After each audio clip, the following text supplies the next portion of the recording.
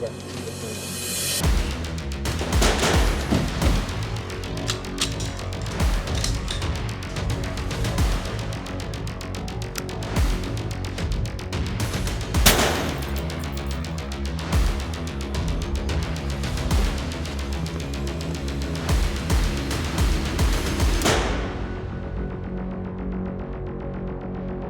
Today we're going to be talking about the Herrington Arms HC320, HC320 XL, and HC320 Flat. We're going to dive into the differences between the models, and then later on we're going to be shooting the Mantis, and we're going to see exactly what the recoil is for each compensator, and then also run some drills. Kicking it off, we have the HC320.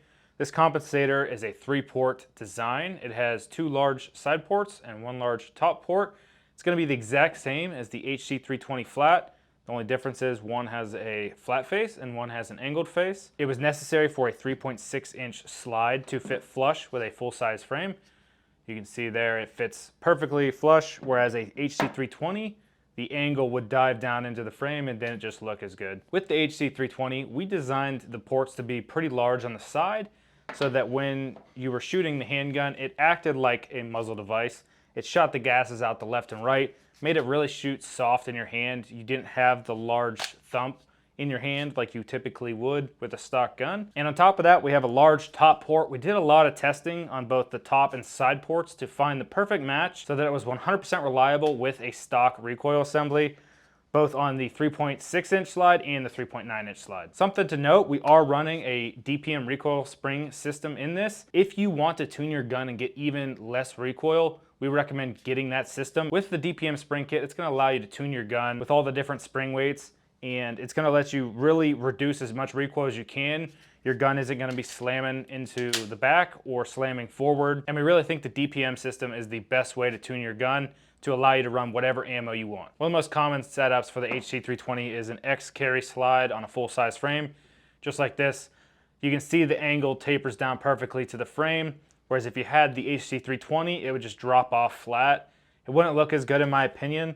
That's why we designed the HC320 the way we did, and then we designed the HC320 Flat. It's gonna give you the perfect flush fit on the smaller slide. Talking about lengths here, you're gonna see that the X carry is a lot longer than the X compact. It's exactly 0.3 of an inch longer, which is why we made the HC320 Flat and the HC320 the way we did. It allows you to have side ports to reduce the felt recoil in the hand, and you have a large top port to reduce muzzle flip. Next up, we have the HC320 XL.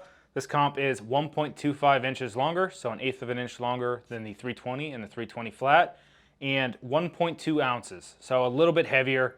Not gonna make a huge difference on the end of a gun.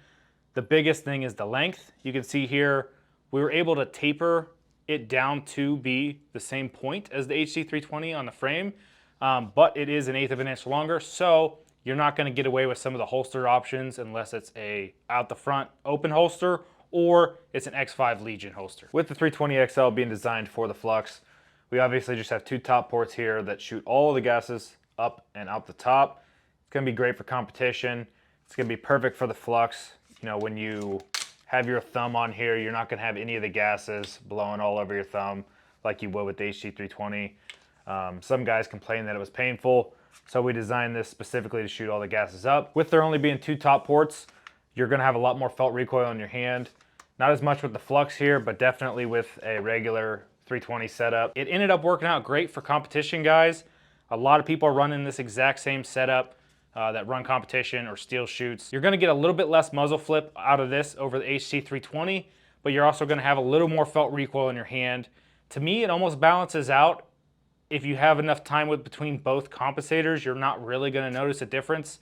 It's kind of a personal preference. In this system, we are running the DPM Spring Kit, which was great to help us tune the gun.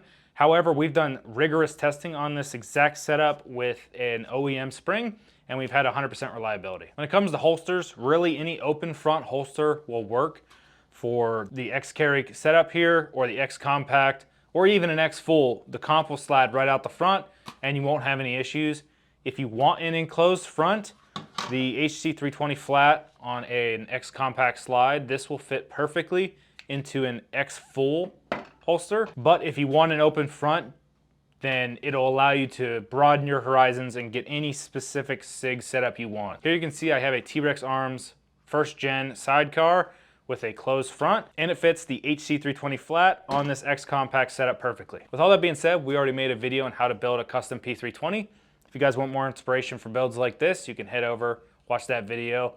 While you're over there, if you would like to give us a like and subscribe, we'd really appreciate it. With all that technical information out of the way, we're gonna head to the range, shoot some drills, and take a look at the Mantis recoil information from both the HC320 and the 320XL. First drill we're doing is the build drill with the 320XL here. We're shooting 124 grain at about 5 yards. See how we do. 6 shots at a 242 out of the 320XL. Let's see how the 320 does. We got a 215 with the HC320 Flat. We're getting numbers all over the place. Some are a little bit slower than the 320XL, some are faster, so it just comes down to training. I'm not personally noticing a huge difference between the comps, but to each their own. Now we're gonna do a 2-2-2 drill on 3 targets with the HC320 Flat. All right guys, on that drill we got a 301, doing 2 shots per target with the HC320 Flat. Let's test out the 320XL.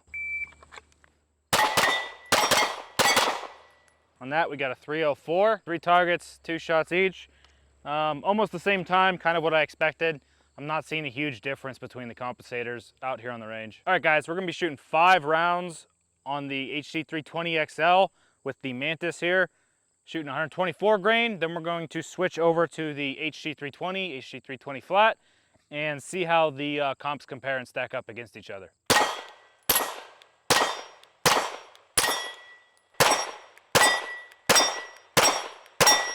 I was actually really shocked on the X-Mantis recoil numbers.